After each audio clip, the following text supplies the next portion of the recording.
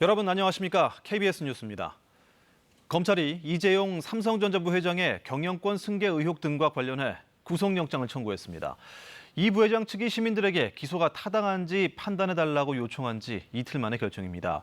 구속영장 심사는 다음 주 초에 열릴 예정입니다. 이정은 기자입니다. 삼성 경영권 승계 의혹과 관련해 검찰이 이재용 삼성전자 부회장에 대한 구속영장을 청구했습니다. 기소의 타당성을 판단해달라며 이 부회장 측이 검찰에 수사심의위원회 소집을 신청한 지 이틀 만입니다. 검찰은 삼성그룹 미래전략실 최지성 전 실장과 김종중 전 전략팀장에 대해서도 함께 영장을 청구했습니다. 옛 제일모직과 삼성물산 합병 과정에서 불법 행위 등에 대해 이들의 신병을 확보할 필요성이 있다고 판단한 겁니다. 이들에게 공통으로 적용된 혐의는 두 가지.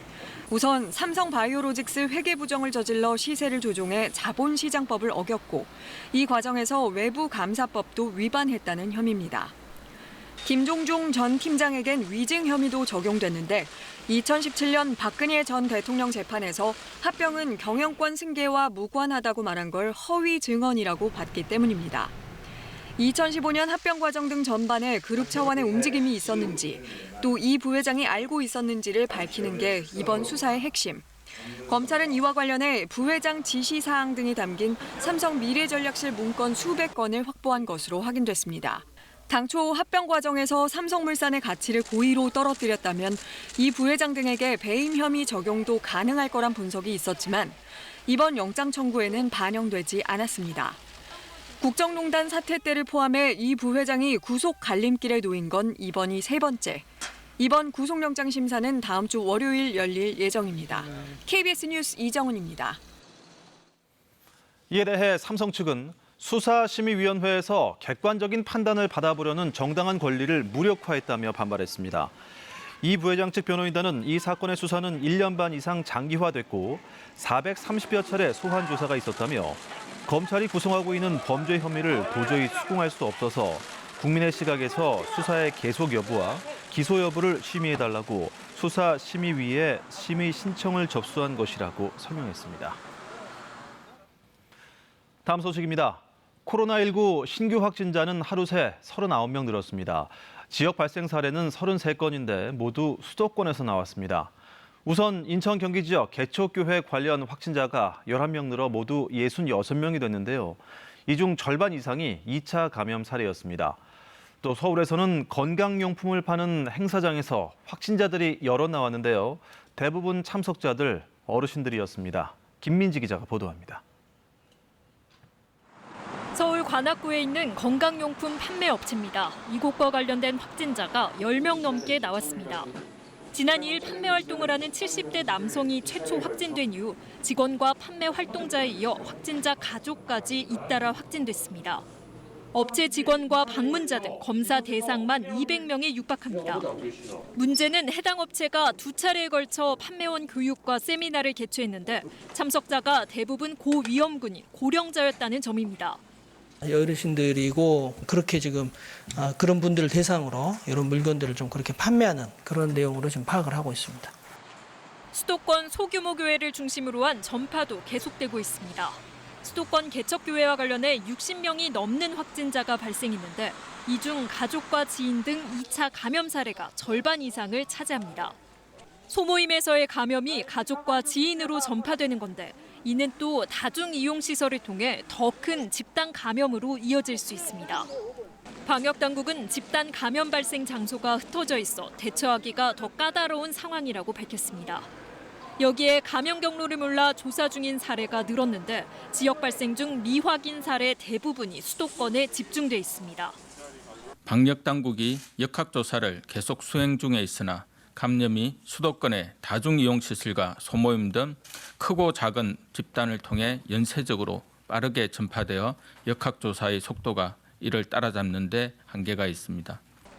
방역당국은 밀접, 밀집, 밀폐, 이른바 산밀시설에선 감염 위험이 높다며 특히 수도권 주민은 대면 모임을 취소해달라고 거듭 요청했습니다. KBS 뉴스 김민지입니다. 그런데 인천 개척교회 관련 확진자의 상당수는 증상이 없었습니다. 은밀한 감염이 확산되고 있는 건데요. 아직 최초 확진자의 감염 경로도 정확하게 밝혀지지 않아서 중앙방역대책본부가 이 경로 파악에 총력에 나섰습니다. 박효인 기자의 보도입니다. 인천 부평구청이 민원 업무를 다시 시작했습니다. 개척교회를 현장 조사하던 공무원이 확진 판정을 받아 폐쇄된 지 사흘 만입니다. 애초 이 공무원은 목사에게 감염된 것으로 추정됐지만 경로가 석연치 않습니다. 마스크와 장갑까지 착용한 데다 조사 당일 바로 증상이 나타났고 동전 노래방과 PC방 등 다른 시설도 다녀왔기 때문입니다. 두 분이 나가서 한 사람은 안 걸렸는데 한 사람은 또 양성이라는 얘기죠. 똑같은 상황이 했는데 저도 답답한 거예요. 개척교회발 집단 감염의 첫 확진자인 50대 목사의 감염 경로도 찾지 못하고 있습니다. 증상이 나타나기 전 20일 동안의 접촉자를 확인했지만 기존 확진자와의 접촉 이력이 확인되지 않았습니다. 쿠팡 물류센터와 관련해 이곳 인천 부평과 계양 지역에 확진자가 잇따랐지만 조사 결과 이들과의 연결고리도 없었습니다. 결국 중앙방역대책본부의 즉각 대응팀이 인천에 투입됐습니다. 지난 2월 대구에 이어 두 번째입니다. 부천 물류센터에 이어 개척교회발 감염의 연결고리를 파악하는 게 주요 임무입니다. 역학조사 결과서와 추가적으로 그 해당 확진 환자들의 심층 면접을 통해서 추가 정보를 파악을 하고 정확한 감염 경로 확인이 늦어지면서 은밀한 감염이 수도권 곳곳으로 더욱 폭넓게 확산하고 있습니다. KBS 뉴스 박효인입니다. 요즘 더운 날씨에 숨쉬기가 상대적으로 편한 덴탈 마스크를 찾는 분들이 많아졌죠. 그런데 원래 의료진이 쓰는 용도라서 아이들이 쓸 수 있는 소형 제품은 구하기가 아주 어렵다고 합니다. 이수민 기자의 보도입니다. 약국이 몰려있는 서울 종로의 한 거리. 어린이들이 쓰는 소형 덴탈 마스크가 있는지 물어봤습니다. 혹시 그 소형 덴탈 마스크 있나요? 없어요. 원래 그럼 입고가 안 되는 거예요? 다른 약국도 사정은 마찬가지입니다. 덴탈 마스크 있는데 아예 안 들어오는 거예요? 아니면? 못 보겠더라고요. 주변 약국 10곳을 확인해봤지만 소형 덴탈 마스크를 파는 곳은 단 한 곳도 없었습니다. 원래 의료진용으로 만들던 제품이다 보니 어린이가 사용할 수 있는 소형은 생산량이 턱없이 모자라기 때문입니다. 이 때문에 얇은 어린이용 마스크를 사려면 일반 일회용 마스크를 살 수밖에 없습니다. 중국산, 베트남산도 있지만 KC 공산품 인증을 받은 국산 제품의 인기가 높아 그 가격도 치솟고 있습니다. 소형 일회용 마스크 한 장에 약 4,000원, 500원 정도인 덴탈 마스크보다 훨씬 비쌉니다. 코로나19가 본격적으로 확산하기 전 한 장에 170원 정도였던 가격이 최근엔 20배 넘게 뛴 겁니다. 하지만 의약외품으로 분류된 덴탈 마스크와 달리 일회용 마스크는 공산품이라 식약처가 가격을 규제하거나 생산량을 늘리기가 사실상 불가능합니다. 그나마 싼 가격에 외국산 제품을 구할 수 있지만 시민들은 아무래도 구입을 망설이고 있습니다. 이제 국산인지 그거를 보고 구매를 하고 싶었는데 중국산은 사실 인터넷에서도 요새는 쉽게 살 수 있기 때문에. 날씨가 점점 더워지는 데다 다음 주부터 초등학교 5, 6학년까지 모두 등교를 해야 하는 상황이라 학부모들의 근심이 커지고 있습니다. KBS 뉴스 이수민입니다. 의붓 어머니가 9살짜리 아들을 벌준다며 약 7시간 동안 여행용 가방에 가둬 의식을 잃게 한 사건이 있었죠. 이 아이 결국 숨졌습니다. 경찰은 구속된 의붓 어머니는 물론 친아버지에 대해서도 학대 여부를 조사하고 있습니다. 최선중 기자입니다. 여행용 가방 안에 7시간 넘게 갇혀있다 심정지 상태로 발견된 9살 A군. 의붓 어머니로부터 가혹 행위를 당한 뒤 사흘째 의식을 회복하지 못하다 끝내 숨졌습니다. 의료진은 힘겹게 인공호흡기에 의존했던 A군이 갑자기 혈압이 떨어져 사망했다고 밝혔습니다. 경찰은 사인 규명을 위해 부검을 실시할 예정입니다. 또 구속된 의붓 어머니는 물론 친아버지도 상습 학대에 가담했는지 조사하고 있습니다. 학대하는 행위에 있어서 방조를 했는지 또 학대를 했는지에 대해서 아버지에 대해서 구체적으로 할 예정입니다. 경찰과 아동보호 전문기관은 지난달 학대 정황을 파악했지만 A군이 아버지와 떨어져 살지 않겠다고 말해 분리 조치를 하지 않은 것으로 확인됐습니다. 왔다 간 이후에 부모님들도 잘해주고 있고 본인들도 잘못한 것들을 인정을 하면서 또 본인들도 노력하려고 한다. 아군 아이들이 투영을 해줬거든요. 경찰과 지자체가 학대 피해 어린이를 왜 제때 보호하지 못했는지 규명해 현행 제도를 개선해야 한다고 전문가들은 조언합니다. 그 아동에 대한 처분을 부모에게 다시 묻게 되고 그리고 또 부모의 품으로 다시 돌려보내는 그런 악순환이 반복되고 있는 게 사실입니다. 지난해 아동 학대로 신고된 2만 4천여 건 가운데 가해자가 처벌을 받은 경우는 9%에 그쳤습니다. KBS 뉴스 최선중입니다. 이른바 서울역 묻지마 폭행 사건의 피의자에 대해 청구된 구속영장이 기각됐습니다.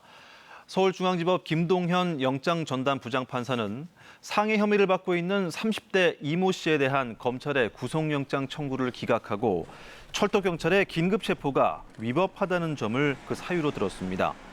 이 씨는 지난달 26일 서울역에서 길을 가던 한 30대 여성의 얼굴을 주먹으로 때려 광대뼈를 함몰시킨 혐의 등을 받고 있습니다. 최근 중국인 8명이 밀입국한 태안해변과 불과 15km 떨어진 곳에서 어디서 온지 알려지지 않은 보트가 또 발견됐습니다. 지난 4월 발견된 검정 고무보트까지 최근 2달 새 3번이나 수상한 보트가 발견됐는데요. 조직적인 대규모 밀입국이 의심되는 상황입니다. 성용희 기자가 보도합니다. 충남 태안군 마도방파제 근처 갯벌, 흰색 레저용 보트가 버려져 있습니다. 이렇게 며칠째 고무보트가 방치돼 있자 오늘 오전 8시 55분쯤 한 주민이 신고했습니다. 한 열흘 전에 그 배를 보았거든요. 조그만 보트를 봤는데 오늘 아침에 그냥 해서 좀 수상한 배라고 하니까 좀 몹시 불안합니다. 누가 어디서 타고 온지 밝혀지지 않은 수상한 보트가 태안 해변에서 발견된 건 최근 2달 새 벌써 3번째입니다. 지난 4월 의향해수욕장에서 처음 검정 보트가 발견됐고 한 달 후 500m쯤 떨어진 해변에서 중국인 8명이 밀입국할 때 타고 온 보트가 신고됐습니다. 그리고 이곳에서 15km 떨어진 해안에서 오늘 또 보트가 발견된 겁니다. 3번째 보트가 발견된 곳은 낚시꾼이나 레저객들이 드나들지 않는 접안용 방파제입니다. 레저보다 될 수는 있는데 일반적으로 좀 되는 곳은 아니에요. 그렇다고는 현지 의견이 있었습니다. 특히 지난 4월 발견된 검정 보트와 오늘 발견된 흰색 보트에는 동일한 제조사의 40마력 선회기가 장착됐는데 국내에서는 공식 판매한 적 없는 제품으로 알려졌습니다. 우리나라에서 수입원이 지금 30마리까지만 수입을 하고 그다음에 40보트는 수입을 안 한 제품이에요. 구할 수도 없고요. 조직적인 밀입국이 의심되는 상황이지만 해안 경계를 맡은 군경은 신고가 들어오기 전까지 보트를 찾아내지 못했습니다. 정세균 국무총리는 오늘 밀입국을 사전에 차단할 수 있도록 군과 해경에 경계 강화를 지시했습니다. KBS 뉴스 성룡입니다. 경찰의 인종차별 가혹행위에 항의하는 시위가 미국 전역에서 평화롭게 진행됐습니다. 이틀 연속 평화 시위입니다. 또 폭력 시위와 약탈에 군 병력을 투입하겠다는 트럼프 대통령 계획을 핵심 강요인 국방장관이 공개적으로 반대하고 나섰습니다. 워싱턴에서 김은규 특파원입니다. 오클랜드 포틀랜드에서 텍사스주 포트워스에서 대규모 시위대가 행진하며 숨진 플로이드 씨를 추모합니다. 무릎 꿇고 손 들고 엎드려 손을 뒤로 묶인 모습으로 경찰의 공권력 남용을 규탄합니다. 충돌 없는 평화 시위입니다. 백악관 앞은 주 방위군과 경찰이 철벽처럼 둘러쌌습니다. 그 앞에 시위대가 구호를 외치고 있는데 충돌할 분위기는 전혀 아닙니다. 긴장감이 별로 없어 보입니다.